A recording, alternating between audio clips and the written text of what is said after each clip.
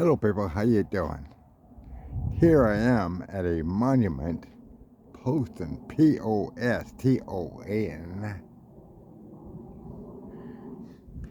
is a detention center for Japanese Americans. It's gonna be a long one, hang in there, there's a lot of information.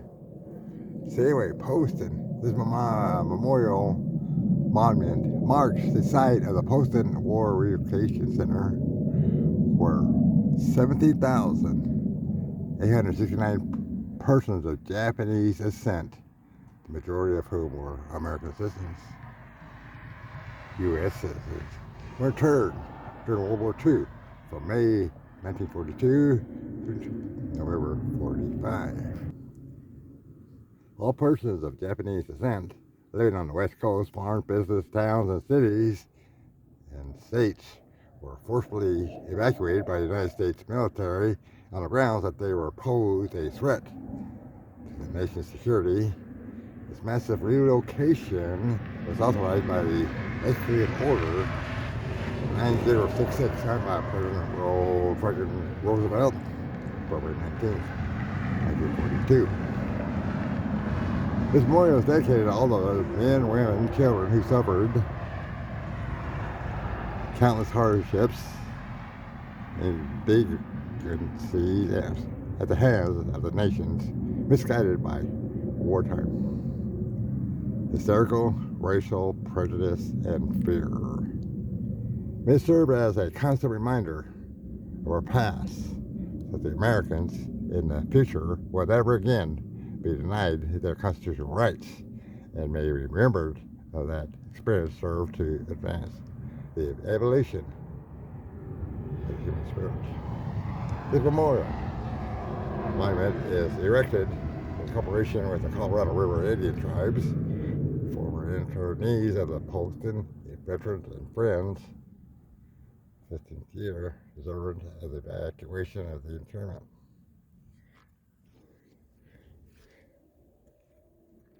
President Franklin Roosevelt signed the evacuation order 9066 on February 19th, 1942.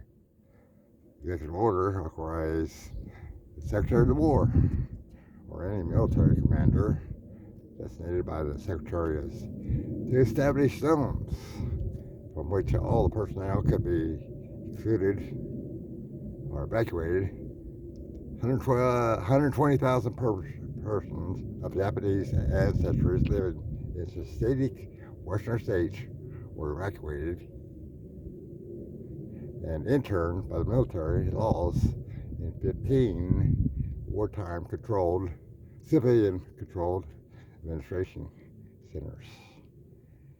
The safely built detention centers were, in most cases, the fairgrounds, racetracks, surrounded by barbed wire fences and placed under heavy military surveillance by armed U.S. soldiers. War Relocation Authority on March 18th, 1942, President Roosevelt signed an exclusive order 9102 establishing the War Relocation Authority, WRA, was a civilian agency charged with overseeing the military evacuation and the internment of American Japanese ascendancies. And anyway, the WRA, defined as a War Relocation Center, as a pioneer community with base housing, protective services provided by the federal government for the internees for the duration of World War II. Poston was one of the 10 WRA centers constructed in 1942. It's planned in cooperation with the United States Indian Service, as is cited on the Colorado River Indian Reservation. Behind an area of Arizona, Poston was built as 3 separate units. Unit 1, 2, and 3. Facilities was named after Charles Poston, a government engineer who planned the irrigation center system to serve the needs of the Indian people along the Colorado River. Wade Head and superintendent of the Apico Indian Reservation of Arizona. Appointed Poiston project director. The internees, with their limited baggage, began to arrive on May the 8th, 1942. And by August 1942, the population have peaked to 17,867, almost overnight. Boston became Arizona's second largest city. Each unit was self-contained, guidelines established by postal administrators, and the units revolved around internees housing in a block of the 14 barracks, mess hall, laundry, ironing rooms, as well as segregated latrines and shower facilities. Each block elected managers and council representatives who met with each unit weekly as needed. Double roof, hard paper barracks were 20 feet by 100 feet long. Thin wall boards positioned the barracks at 20 feet by 24 foot long. Each housed a family up to 8 internees. These people worked. Those who worked were paid a 48-hour work week. For a maximum salary of $19 a month for professionals such as doctors, managers, teachers. $16 per month for blue-collar workers, cooks, bakers, truckers, tractor drivers, and warehousemen, and $12 a month for the laborers. Health care was provided by interns, medical doctors, dentists, and pharmacy nurses, and nurses' aid. Hospital was maintained in a unit and clinical in both units. 2 or 3. School administration, teachers were hastily recruited throughout the America, but many of the instructor internees were their college students and high school graduates. Classes ranged from preschool through the 12th grade. Initially, classes were held in designated empty barracks. Later, classes were held in adobe school buildings constructed with the bricks made from the internees. Adult education classes were in English were provided for the first generation of Japanese and were very well attended. Many internees brought with them packets of gardens and vegetable seeds. The small garden plot between the barracks were so successful that a full-scale irrigation farming program was instituted. The harvest from these farms yielded bountiful crop from melons, assorted vegetables, chicken ranch, and a hog farm was also successfully established and maintained. The internees settled in routine camps to settle life. Spiritual life was strengthened. Church services were conducted from Buddhism, Christian, and other faiths. In order to cope with the boredom of the confinement, internees searched and found other work of art.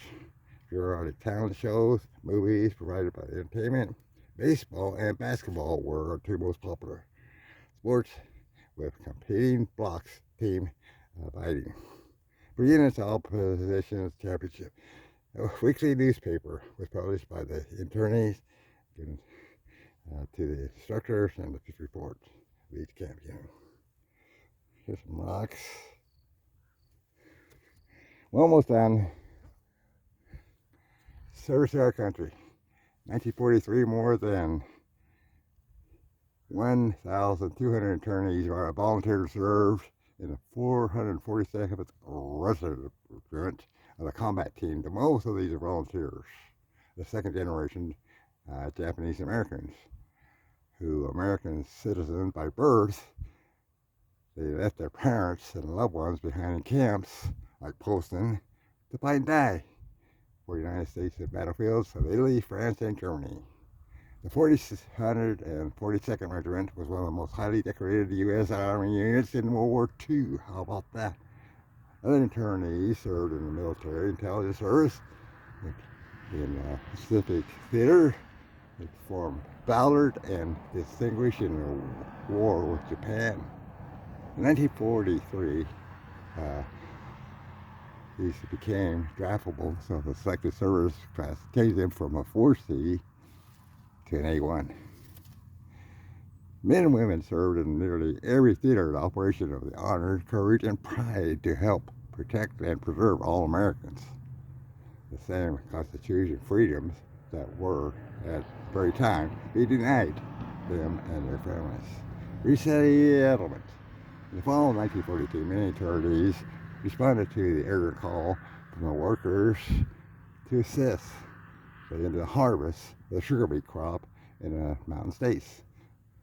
The vanguard of the resettlement were college-bound students who were signed by the National Student Relocation Council, the American Friends of Service Committee, and numerous individuals. In 1943, many interns resettled in the mountains, Midwest, and eastern regions of the U.S. for employment and a better way of life.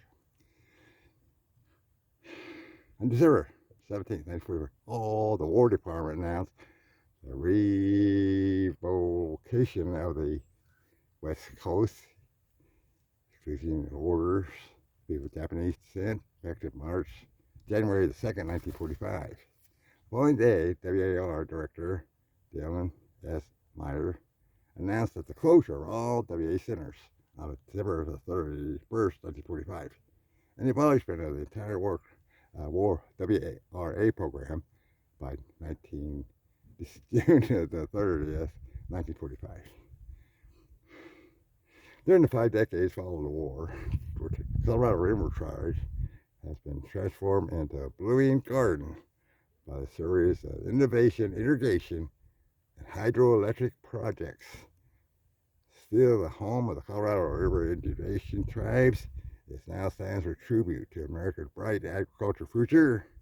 Very little remains to the public of what took place here in a peaceful valley 50 years ago, when thousands of Americans of Japanese ancestry were taken from their homes, numbered, tagged, and then herded like a place like Poston, where they're held captive by their own country until the United States government finally realized the full moral and legal implications of what they had done to their own citizens.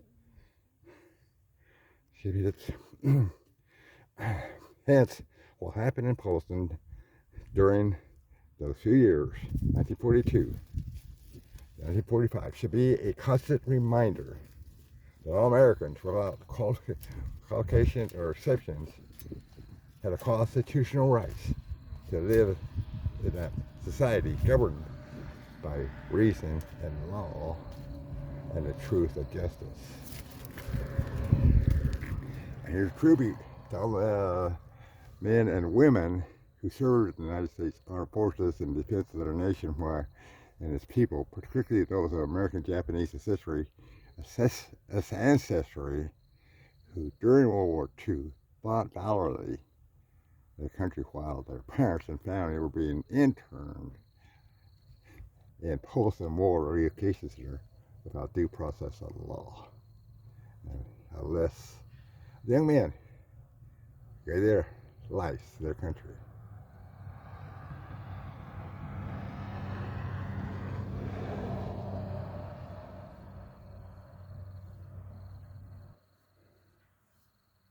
The sacrifices shall always be remembered. There you go, Poston. Well, after Vietnam, I started my own trucking business, Modesto, California. In Livingston, just up the road, or down the road from Modesto, about 20 miles or so, a lot of grape farmers. And guess what? Some of them people were Japanese Americans. Some of those people actually were interned captive in camps like this. In 1946, the government decided it was an injustice to them all, take everything away from them that they had and put them in these camps. So in 1946, the government gave each one of them $2,000 That's equal to about $30,000 in today's money. No, it's money, huh? I tell you what, to get back to my grapes story. Yeah, Japanese Americans, they got together, formed their own little co-op, started growing grapes, started over, and were very successful. Even after being by this country. It's one of the little things I do. It's one of the little Indian ornaments here. Have a fine day. It is Racial Friday. Now enjoy your day. Enjoy your freedom. Thanks for watching. Comments are always welcome. Off I go to do something else.